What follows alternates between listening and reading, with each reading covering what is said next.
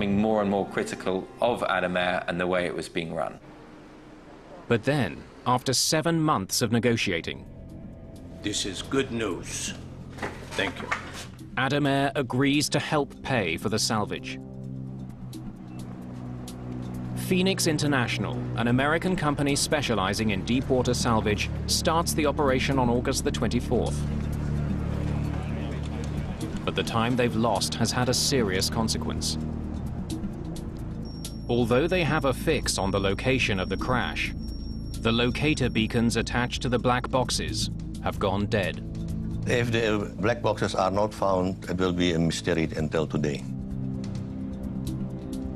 Without the beacon, finding 2 small boxes among the wreckage will be a huge challenge.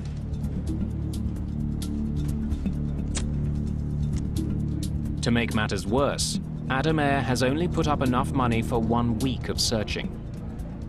So it was like, go out there, if you don't find anything in 7 days, you're done.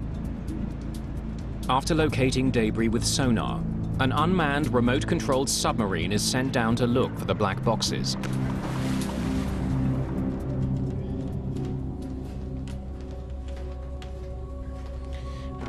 How are we doing?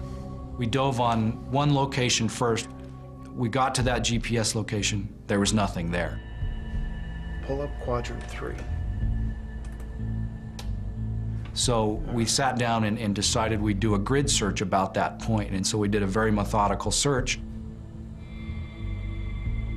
Okay, 3 degrees. All right. Slow, slow.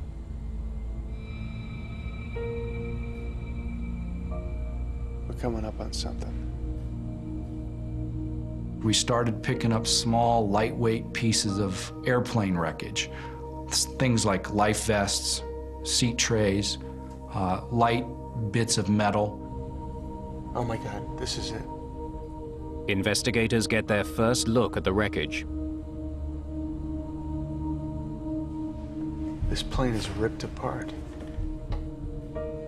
The state of the wreckage illustrates just how violent this plane crash was. The little pieces of wreckage didn't tell us anything about the cause of the crash. They did tell us, however, that the airplane hit the water at a very high rate of speed.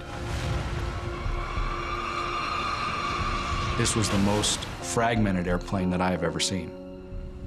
Only 2 days into the operation, Cruikshank spots something. All right, stop. Rotate back 5 degrees. I noticed on the left side of the video screen something that appeared to be orange, and I instructed the ROV operator to take a closer look at it.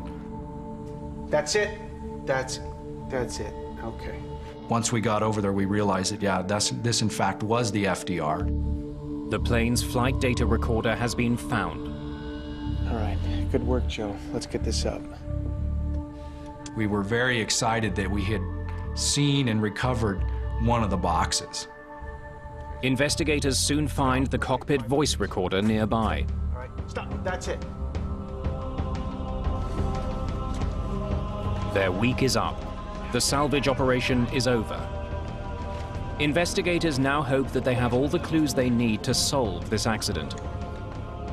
The black boxes is the only source for the evidence that we have, because we don't have the wreckage, we don't have the witnesses.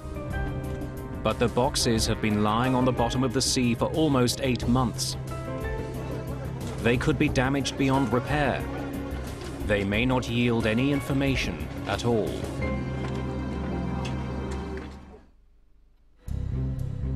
The black boxes from Adamair Flight 574 are taken to the National Transportation Safety Board in Washington, D.C.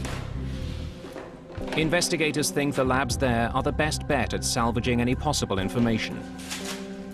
If an FDR is found in salt water, it needs to be washed in fresh water and then contained in water the entire time until it makes it to our lab. Salt and air together create a chemical reaction that results in rust. The rust can damage the electronic components in the recorders. Keeping them submerged in fresh water delays that reaction.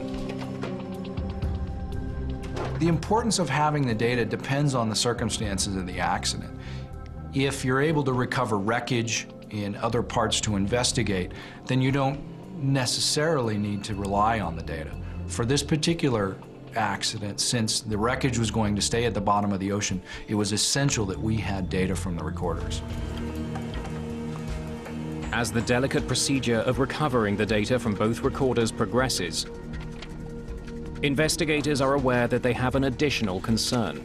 As you can tell, one problem that we ran up against in this investigation is the maintenance records indicated that the flight data recorder was written up as being inoperable in the weeks prior to the crash. We were concerned with that in that if we found the FDR, it may not have recorded anything. Investigators keep their fingers crossed.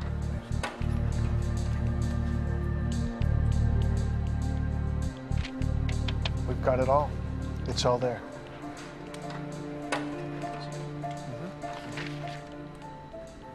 I was confident once we found out that we had 100% of the data that we would be able to solve this accident. The two black boxes provide investigators with the first solid clues about why Flight 574 fell from the sky. Good afternoon, departure. This is Adam 574. Now passing flight level 220, climbing to flight level 330. Roger, Adam 574, track direct to Diola. Confirmed. Tracking direct to Diola, Adam 574. The conversation in the cockpit tells investigators that the crew knew that the plane's navigation system was sending them off course. The IRS. 28 is the difference. They're drifting. And that they were preoccupied with fixing that problem. This is messed up. Where's Adam direct to? My God, he's flying north. Adam Air 574, maintain 350, direct to Diola. Confirmed. Flight level 350, direct to Diola, Adam 574. To get from one waypoint to the next, the flight computer always has to know the plane's exact location. That information comes from a component called the IRS, or Inertial Reference System. It tracks every adjustment to the plane's course to calculate its exact position. It then feeds that information to the autopilot. The autopilot needs to know where the aircraft is and where it needs to go. Now, the autopilot takes those data from the IRS in terms of height, heading, and speed. But for the system to keep track of the plane's heading, it has to know where the plane started. The IRS has to be calibrated before takeoff. Usually, the crew will enter the coordinates of the gate as the starting point for the computer to track. Investigators wonder if the IRS guided the plane off course because the wrong initial coordinates were entered. Franz, we just got this. They check this by looking at information from the flight data recorder. The numbers are fine when they're on the ground. Yes. The data confirms the IRS was calibrated before Adam Air Flight 574 took off. This is where it begins. But for some reason, the IRS began to send the plane off course almost as soon as the flight got in the air. It just gets worse and worse. I have something else I'd like to show you. Some maintenance logs. Cruikshanks and Wiener look at the maintenance history of the IRS system that was on board Flight 574. As you can tell, there's more than 100 write-ups here. Look at this. Same unit. The same problem. That's right. The history shows that there had been numerous complaints about the plane's navigation system over the past 3 months. Again and again. Investigators wonder why the airline didn't fix the problem. In the case of the IRS of this aircraft, that unit should have been taken out and sent to maintenance for calibration or repairs.